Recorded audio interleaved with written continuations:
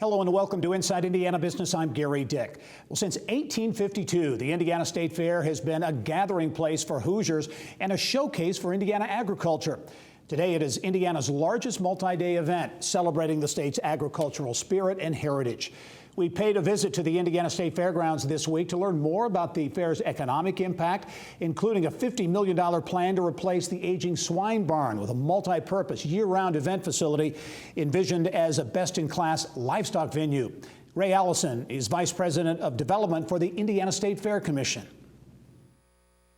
Well, Ray, we're just starting out the 2019 edition of the Indiana State Fair, an event that certainly has a big economic impact. But first of all, let's talk about what folks can expect this year, 2019, when they come out to the fair. Sure. This year's fair is all about heroes. So we're celebrating heroes in the heartland.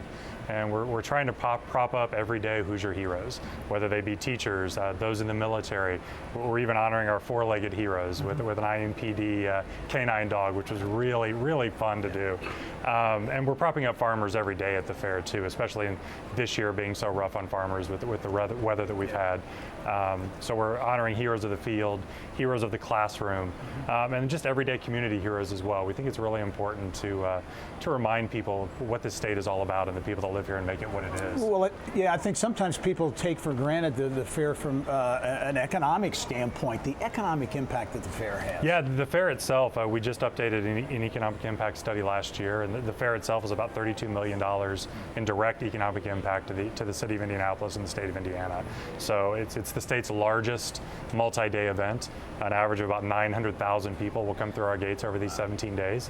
And when you put that in perspective, you know, that's a lot of people in a short amount of time that come here really to have a good time, eat a lot of great food, and learn something about Indian agriculture. And if you come to the fairgrounds and walk around, if you haven't been here for a few years, you will see that there is investment, big investment being made in new buildings, new infrastructure. One of the big recent announcements of $50 million for a new swine barn. Yeah, we're really excited about that. It's our last, I'll say, historic open air building that was built specifically for livestock. It was built in 1923. It hasn't seen much change in almost 100 years. And in today's society, or even for our livestock exhibitors, they want modern conveniences.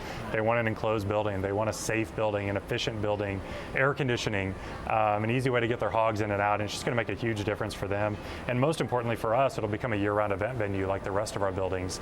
And we can rent it on a year-round basis and drive revenue. You talk about buildings and new buildings and the soybean experience with the glass barn, about education and about letting Indiana know what modern agriculture and the ag biosciences are about, especially when it comes to careers. Yeah, you know, fairs were created to promote agriculture. That's why we exist.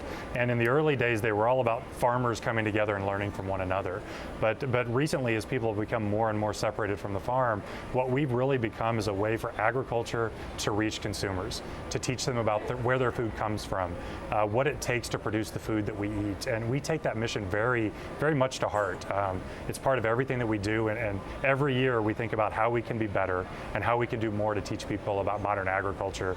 And not only the food they eat, but how Indiana farmers and American farmers are helping us feed the world. Well, everybody recognizes the Indiana State Fair, but this is the Indiana State Fairgrounds, and this truly is a year-round venue. It really is. We have a little over 400 events that are held on our campus every year, including the Indy Fuel, IUPUI men's basketball programs that play in the Indiana Farmers Coliseum right behind us. But the overall fairgrounds has a direct economic impact of almost $200 million to the city of Indianapolis. And what we think is equally important to that is the job equivalency of that is almost 1,100 jobs to our local economy. It makes us really proud that we can play that kind of role in our city and our state 12 months a year. Ray Allison is the Vice President of Development for the Indiana State Fair Commission. Ray, thanks for joining us. Thank you for having me. All right.